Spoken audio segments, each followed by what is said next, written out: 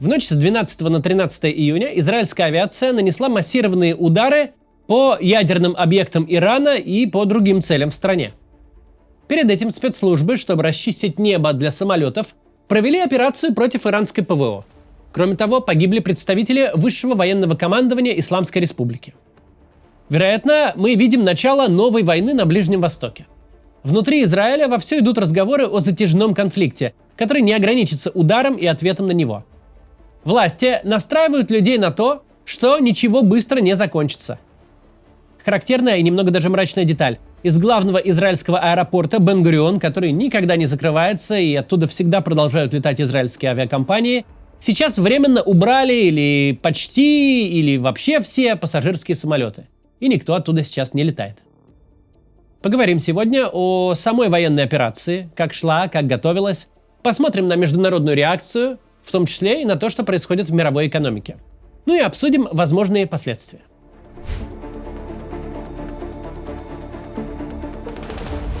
Около 3 часов ночи армия обороны Израиля и спецслужба Моссад начали операцию Ам-Келеви, что переводится как «народ как лев». Ну, это цитата из Торы. Сообщается, что в ночь с 13 на 14 июня налет на Иран совершили более 200 израильских самолетов. Были поражены цели в разных частях страны, от военных и научно-производственных объектов до мест проживания военачальников и крупных ученых. Основной целью стала инфраструктура иранской ядерной программы. Завод по обогащению урана в городе Натанс. Предположительно, был атакован также исследовательский центр в Табризе. В том же городе над аэропортом поднимается черный дым. В столице, Тегеране, под ударом оказались квартиры, где проживал цвет иранской армии и науки. Убиты начальник Генерального штаба вооруженных сил Ирана Мухаммед Багери и командующий корпусом стражей Исламской революции Хасейн Салами. Погибли и другие иранские военачальники. Армия Ирана таким образом временно обезглавлена. Ко всему прочему, тяжело ранен советник высшего руководителя Ирана, он же бывший секретарь Совбеза Али Шамхани. По словам министра обороны Израиля Исраэля Каца, в результате атаки была уничтожена большая часть высшего командования ВВС Ирана, прямо во время совещания этого самого командования в подземном штабе, где обсуждались планы нападения Ирана на Израиль. Само это совещание, по данным источников Fox News, было результатом спецоперации Моссада. Агенты израильских спецслужб получили информацию о планах иранского генералитета, использовали ее для атаки. Более того, сами же на эти планы и повлияли. По словам одного из источников, Израиль знал, как заставить командование Ирана собраться в этом бункере. Но что более важно, знал, как их там удержать. Навсегда.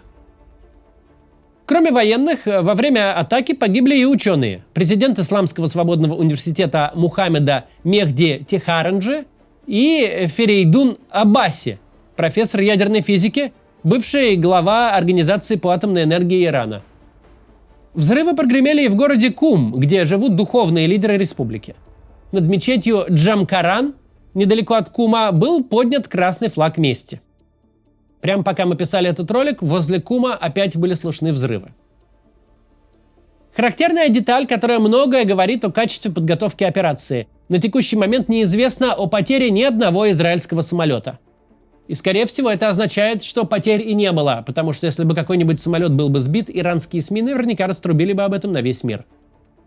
О том, что надвигается операция Израиля против Ирана, заранее писали некоторые СМИ со ссылкой на свои источники среди американских чиновников.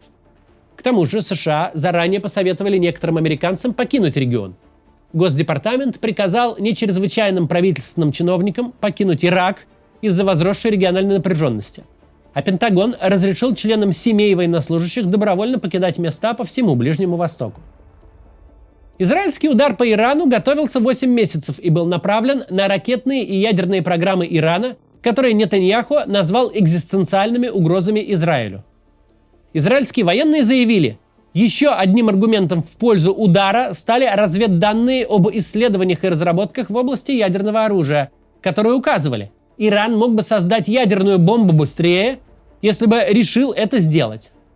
Планируемое в ближайшие недели открытие в Иране нового подземного обогатительного объекта, который будет неуязвим даже для мощных американских противобункерных ракет, добавило срочности. Поэтому, даже когда Трамп добивался ядерной сделки, Израиль продолжал готовиться к этому удару. Собирал разведданные, размещал активы, проводил учения. Два израильских официальных лица заявили Axios. Трамп и его помощники только притворялись, что выступают против израильской атаки публично, но не выражали своего несогласия в частном порядке. Один из них заявил следующее: «У нас был четкий зеленый свет от США». Служба внешней разведки Израиля совместно с армией обороны Израиля за некоторое время до атаки на иранские ядерные объекты провела в Иране серию тайных операций, направленных на подрыв стратегических ракетных возможностей и систем ПВО страны. Агенты собирали сведения о целях ударов, ядерные объекты, военные базы, в особенности ракетные, а также о местах, где живут ключевые люди в военном руководстве Ирана и участники его ядерной программы. Дальше поэтапно разберем, как шла операция израильской разведки, а сначала посмотрите рекламу израильских бриллиантов. Еще 40 лет назад вот такие вот камни считались дешевыми. Это цветные бриллианты или бриллианты цвета фэнси. Только 1 из 10 тысяч алмазов имеет подобный яркий и насыщенный цвет. И лишь относительно недавно коллекционеры осознали их потенциал и принялись покупать, чтобы потом продать редкий бриллиант гораздо дороже. У израильской компании Marquis Diamonds есть бриллианты любого цвета и любой каратности. Если вы собираетесь приобрести хорошее помолвочное кольцо или просто украшение с бриллиантом, обязательно свяжитесь с ними. Marquis Diamonds – это огранщики и ювелиры, работающие на протяжении 3 поколений предпринимателей. И они создадут любое украшение, исходя из ваших пожеланий. Сырье они закупают на израильской алмазной бирже, резидентами которой являются. Там же алмазы покупают известные бренды – Tiffany, Cartier, Graf. Только в случае Tiffany вы сильно переплатите за бренд, за рекламу, за аренду гигантских помещений в центре элитных районов столицы. А в случае Marquis Diamonds вы заплатите именно за превосходную огранку и за ювелирные изделия, куда вставите ваш камень. Для каждого бриллианта Marquis Diamonds предоставит сертификаты подлинности и качества крупнейших международных лабораторий, таких как GIA – Гемологический институт Америки, и IGI – Международный гемологический институт. У Marquis Diamonds есть русскоязычные продавцы, и сейчас они завели свой телеграм-канал, где вы можете посмотреть фотографии имеющихся в наличии бриллиантов. Обязательно подпишитесь, если вам интересны драгоценные камни. А если вы бываете в Дубае или в Израиле, вы можете посетить офис Marquis Diamonds и встретиться с экспертами лично. Кстати, компания, помимо фиатных денег, также принимает к оплате криптовалюту, что актуально в текущих условиях. Все ссылки в описании. Спасибо, что смотрите рекламу. Я понимаю, что не вся реклама всем подходит, но это позволяет нашему каналу оставаться независимым. Продолжим. Операция израильской разведки включала 3 основных фазы. Первая часть – израильские бойцы развернули в центральной части Ирана мобильные системы высокоточного огня против иранских комплексов ПВО. Они были активированы одновременно с началом атаки. Вторая фаза – установка ударных систем и передовых технологий на транспортные средства, которые тайно ввезли в Иран.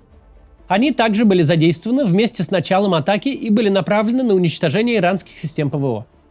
В рамках третьей фазы операции Моссад создал недалеко от Тегерана базу ударных дронов, которые были заблаговременно доставлены вглубь территории Ирана агентами спецслужбы.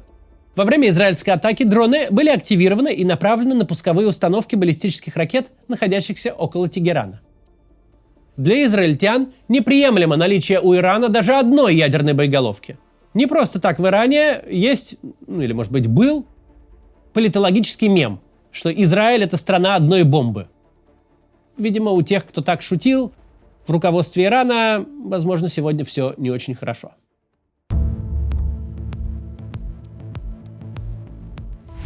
Израильская атака началась в самый разгар переговоров по иранской ядерной программе. Очередной, 6-й раунд переговоров должен был состояться в Омане в это воскресенье. Теперь уже понятно, что никакой встречи не будет. Об этом сообщило иранское гостелевидение. До этого 9 июня Трамп заявил журналистам, что он недоволен позицией Тегерана, который хочет продолжать ядерную программу обогащения урана, что позволит ему в будущем создавать ядерное оружие. «Мы не можем этого допустить», — сказал Трамп. «Мы хотим прямо противоположного, а они пока к этому не пришли». «Мне неприятно это говорить», — добавил он, «потому что альтернатива очень-очень мрачная». Обсуждение иранской ядерной программы длится уже больше 2 десятилетий. В 2015-м было подписано соглашение, которое предусматривало международный контроль над иранскими ядерными объектами и вывоз большей части обогащенного урана из страны в обмен на снятие санкций. Соглашение подписали Китай, Великобритания, Франция, США, Германия и Россия. Но Дональд Трамп во время своего первого президентского срока вывел США из этого договора зачем-то. В ответ Иран объявил, что отказывается выполнять условия соглашения и продолжит процесс обогащения урана. По данным МАГАТЭ, организации, которая занимается контролем за ядерной энергетикой, Иран в 40 раз превысил лимит по запасам, установленный договором 2015 года. Отношения между Тегераном и Вашингтоном накалились до предела, страны оказались на грани полномасштабной войны. Летом 19-го иранские ВВС сбили американский беспилотник. В ответ Трамп приказал нанести удар по Ирану. Удар в последний момент отменили. В начале 2025-го Трамп вернулся в Белый дом в образе миротворца. Заявлял, что сможет закончить войну в Украине, и что если бы он был президентом, эта война вообще бы не началась, строил планы по мирному решению проблемы сектора Газа. А еще хотел решить иранскую проблему. После этого в Омане состоялись 4 раунда непрямых переговоров США и Ирана. Переговоры были организованы так. Американцы находились в одной комнате, иранцы в другой, а оманские дипломаты выступали посредниками, передавая сообщения от одной делегации к другой. Последний, 5-й раунд переговоров прошел в конце мая в Риме. Но ни о чем конкретном договориться там не удалось. Тем не менее, стороны отзывались о процессе довольно позитивно. Министр иностранных дел Ирана Аббас Аракчи заявил, что 5-й раунд переговоров был одним из самых профессиональных в настоящий момент. В сообщении МИД Омана сообщалось, переговоры набирают темп и теперь даже маловероятное возможно. В начале апреля издание Politico сообщало, Трамп дал Ирану 60 дней на заключение ядерной сделки, пообещав военное возмездие, если соглашение достичь не удастся. Примерно тогда же, в апреле, издание New York Times сообщало, Израиль планирует в самом ближайшем времени атаковать иранские ядерные объекты, но Трамп просит этого не делать, надеясь достичь прогресса за столом переговоров. Израиль Трампа уважает. Вчера наступил 61-й день. В предыдущие месяцы в Америке шли ожесточенные дебаты в американской администрации. В Белом доме были ястребы, которые предлагали поддержать Израиль в силовом решении вопроса. Например, генерал Майкл Курил, глава Центрального командования Вооруженных сил США. И Майкл Уолтс, до недавнего времени советник президента США по нацбезопасности. Но были и люди, настроенные скептически. Это в том числе министр обороны Пит Хексет и вице-президент Джей Ди Венс. Они высказали опасения, что Израиль не сможет достичь своих целей без существенной военной поддержки со стороны Соединенных Штатов, которая, в свою очередь, может привести к полномасштабной войне Америки с Ираном. Тут, надо сказать, было очень много глупых разговоров в том духе, что для американцев все стало большим сюрпризом, что они ни о чем не знали. Во-первых, сам Трамп уже сообщил, что знал обо всем в реальном времени. Вот как он прокомментировал атаку. Я давал Ирану шанс за шансом заключить сделку. Я говорил им, что это будет намного хуже, чем все, что они знали, ожидали или слышали. Что Соединенные Штаты, безусловно, производят лучшую и самую смертоносную военную технику в мире, и что у Израиля ее много, и ее будет еще больше, и они знают, как ее использовать. Некоторые иранские сторонники жесткой линии говорили смело, но они не знали, что вот-вот должно произойти. Они все уже мертвы, и будет только хуже. Иран должен заключить сделку, прежде чем от него ничего не останется, так сказал Трамп. Во-вторых, представление о том, что Израиль будет настолько масштабно водить за нос своего главного союзника, может исходить только из реальности, в которой весь кабинет министров Израиля круглосуточно дышит парами ацетона. Что не так. Второе направление рассуждений, которое может для кого-то стать привлекательным, это война как попытка Нетаньяху сохранить власть. Рассуждения эти могут со стороны показаться логичными, но в данном случае не верны. На днях правительство Нетаньяху вполне себе устояло, ближайшие полгода ему ничего не угрожает, а потом все равно так и так выборы. Если уж говорить о войне как о способе удержать власть, то это определение скорее может подойти к продолжающейся войне в Газе, которая действительно выглядит немного как затягиваемая. Но уж точно не эта война против Ирана.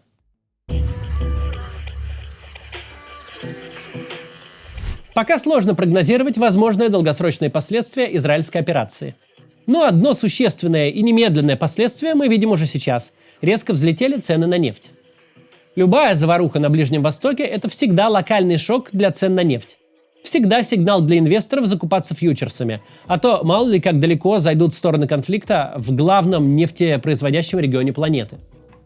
Так случилось и в этот раз. Цена бочки нефти, почти не менявшаяся с апреля, болтающаяся в районе 65-66 долларов за баррель, рывком скакнула выше 70. Это совершенно стандартная реакция, в ней нет ничего удивительного. Предсказанием нефтяных цен мы заниматься здесь не будем, просто скажем, пока не очень понятно, как убийство нескольких больших иранских начальников и атаки по ядерным объектам могут фундаментально повлиять на мировой рынок нефти. Даже непонятно, как могут навредить собственной добыче и экспорту Ирана. Это не 24 февраля, небольшая сухопутная война в регионе. Это удары с воздуха. Они впечатляют, влияют на поведение инвесторов. Но если ситуация не зайдет слишком далеко, если не последует каких-либо действий со стороны основных стран-производителей нефти, если Иран не попытается перекрыть Ормузский пролив, через который проходит пятая часть всей нефти в мире, рынок очень быстро должен прийти в норму. По большому счету, ситуация в том виде, как мы ее наблюдаем сейчас, де-факто никак не влияет даже на экономику региона, не говоря уж про мировую. Да, авиакомпании и вообще любые компании, завязанные на движение людей, понесут убытки. Рынки будет лихорадить, как их лихорадит от любого боестолкновения. Но сказать, что у сегодняшней ситуации будут далеко идущие последствия, пока невозможно. Все может измениться, если в конфликт как-то вовлекутся другие стороны, если пострадает добывающая и перерабатывающая инфраструктура, если будет задета мировая логистика нефти. Но сейчас этого нет, как нет и намеков, что нечто подобное произойдет. В конце скажем вот что. Инстинкт, выработанный чтением новостей в последние несколько лет, может навевать скептического отношения к происходящему. Сколько уже было этих воздушных атак, сколько было ликвидировано разного рода высокопоставленных офицеров и специалистов по ядерной программе. Но на самом деле у произошедшего совершенно иной масштаб. Перед нами не акция устрашения, перед нами ликвидация всего военного руководства 90-миллионного государства. Не террористической группировки, а именно что большого государства. Перед нами свидетельство коренного изменения израильской политики. Долгие годы и десятилетия существовал статус-кво, который, кажется, устраивал все стороны. Иранские власти и военное руководство дежурно ставили своей целью уничтожить государство Израиль. И все к этому относились как к советскому строительству коммунизма в 80-м году. Как к некой политической мантре, которую нужно повторять, потому что так заведено, но которая не имеет вообще никакого значения. Точно так же, как относились к Хамас, который постоянно желает убить всех евреев, порой обстреливает Израиль кустарными ракетами, но это повседневность у него такая. Всегда хотят убить, всегда обстреливают, но так и живут там все. Хамас по одну сторону стены, евреи по другую. Но 7 октября 23 года оказалось, что это все были не просто слова, не просто идеологическое оформление власти. Оказалось, что люди, которые без конца говорят об убийстве евреев, и говорят так много, что на это давно никто, включая спецслужбы, не обращает внимания, в какой-то момент эти люди приходят убивать евреев. Когда 90-миллионное нефтяное государство под властью религиозных фанатиков говорит: во-первых, мы хотим уничтожить Израиль, а во-вторых, делаем ядерную бомбу, нужно воспринимать это всерьез. А не исходить из того, что таким образом религиозные фанатики просто исполняют ритуал, а дойти до выполнения угроз никогда не смогут, ведь они не сошли с ума. Исходить надо из того, что сошли, что бомбу сделать смогут, и что как только сделают, тут же сбросят ее на Тель-Авив, ни на секунду не задумываясь. Из того, что единственный способ выжить – это убить тех, кто систематически обещает убить тебя и имеет для этого возможности прямо сейчас или будет в обозримом будущем. Мы не знаем, насколько слова иранских генералов были близки к их реальным намерениям, а насколько были тем самым коммунизмом к 80-му году. Просто заклинаниями, которые нужно повторять, чтобы сидеть на своей чрезвычайно хлебной должности. Но Израиль со вчерашней ночи однозначно показывает, что больше проверять это не готов. Что нет больше того статус-кво, когда Израиль считает ненависть к себе частью внутренней политики Ирана. Теперь это реальная угроза. Плевать, что на самом деле имеют в виду генералы, говорящие об уничтожении Израиля. Мертвые генералы с такой позиции безопаснее живых. Это не единоразовая акция, это просто другая внешняя политика. другое отношение к своим противникам. И премьер-министр Израиля, и начальник Генштаба вчера сказали одно и то же. Еврейский народ, по их словам, выучил одну мудрость. Если кто-то говорит, что хочет тебя убить, то это надо воспринимать всерьез, немедленно поверить и принять меры. Меры вот были приняты. Посмотрим, что будет дальше. До завтра.